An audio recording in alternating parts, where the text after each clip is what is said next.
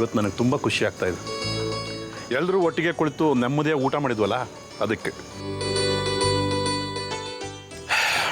ಸದ್ಯ ಇವತ್ತು ಸಿತಾರ ಯಾರ ಜೊತೆ ಮಾತಾಡದೇ ಇದ್ದರೂ ರಗಳೆ ಅಂತೂ ಮಾಡಲಿಲ್ಲ. ಒಟ್ಟಿಗೆ ಕೂತ್ಕೊಂಡು ಊಟ ಮಾಡಿದ್ಲಲ್ಲ ಅದೇ ಸಂತೋಷ. ಸಂಗೀತ, ಸಿತಾರ ಹಣೆ ನೋಡಿದ್ಯಾ? ದೇವಸ್ಥಾನದಿಂದ ತಂದಿರೋ ಕುಂಕುಮ ಇಟ್ಕೊಂಡಿದ್ದಾಳೆ, ಪ್ರಸಾದನೂ ತಗೊಂಡಿದ್ದಾಳೆ.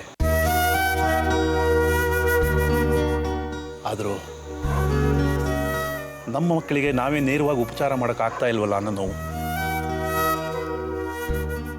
ಅವರ ಇಷ್ಟ ಅನಿಷ್ಟಗಳನ್ನು ತಿಳ್ಕೊಂಡು ಅವರ ಆಸೆಗಳನ್ನು ಪೂರೈಸಬೇಕಾದ್ದು ನಮ್ಮ ಕರ್ತವ್ಯ. ಇಂಥ ಸಮಯದಲ್ಲಿ ಪ್ರತಿದಿನ ಇವತ್ತಿನ ಹಾಗೆ ಒಟ್ಟಿಗೆ ಕುಳಿತುಕೊಂಡು ಊಟ ಮಾಡಿದರೆ ಅದರಲ್ಲಿ ಸಿಗೋ ಆನಂದನೇ ಬೇರೆ. ಕತ್ಲು ಕಳೆದ ಮೇಲೆ ಬೆಳಕು ಮೂಡಲೇಬೇಕು ಅಂತ ನೀವೇ ಹೇಳಿದ್ರಲ್ಲ.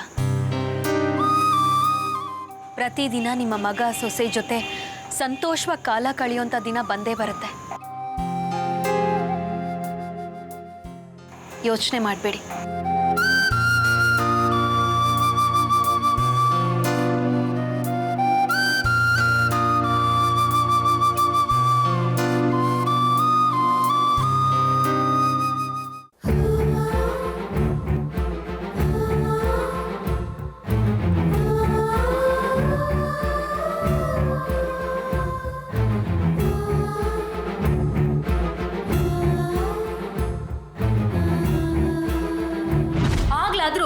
ಮೃಗದ ಹಾಗೆ ವರ್ತಿಸ್ತಾರೋ ನೀನು ಮನುಷ್ಯಲಾಗಿ ಬದಲಾಗ್ತೀಯ ನೋಡೋಣ. ಯಾರನ್ನೇ ಮೃಗ ಅಂತಿದ್ಯಾ ನೀನು?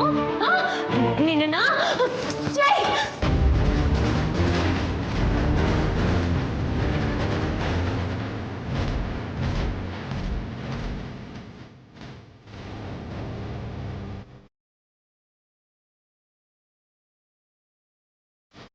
ದಯವಿಟ್ಟು ನೀವು ಸಂಗೀತ ತಂಟೆಗೆ ಹೋಗಬೇಡಿ. ಅವಳು ನನ್ನ ಹೆಂಡತಿ. ಅವಳಿಗೆ ಈ ಮನೆಯಲ್ಲಿ ಎಲ್ಲ ಗೌರವನೂ ಸಿಗಬೇಕು.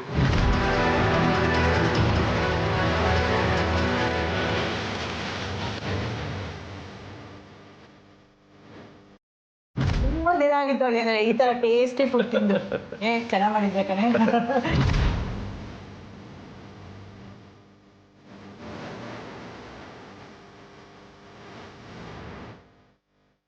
ಇಲ್ಲ, ಈ ಮನೇಲಿ ನನಗೆ ನನ್ನವರು ಅಂತ ಯಾರು ಉಳ್ದಿಲ್ಲ. ಸಂತೋಷ್ ಮಗು ಆದ್ಮೇಲೆ ಅದ್ರ ಒತ್ತಡಕ್ಕೆ ಕಟ್ಟಬಿದ್ದು ನನ್ನ ಜೊತೆ ಬರ್ಬೋದೇ ಹೊರತು ಮನಸ್ಫೂರ್ತಿಯಾಗಿ ಬರೋದಿಲ್ಲ. ಇನ್ನು ಅಜ್ಜಿ ಸುಮಿತ್ರಾ ಆಂಟಿ ನನ್ನ ಪರವಾಗೇ ಇದ್ದಾರೆ ಅಂತ ನಂಬೋದು ನನ್ನ ಭ್ರಮೆ. ಅವರು ಮಾವನ ಓಲೈಸ್ತಾ ಇದ್ದಾರೆ. ಎಲ್ಲರೂ ಒಂದಾಗ್ಬಿಟ್ಟಿದ್ದಾರೆ.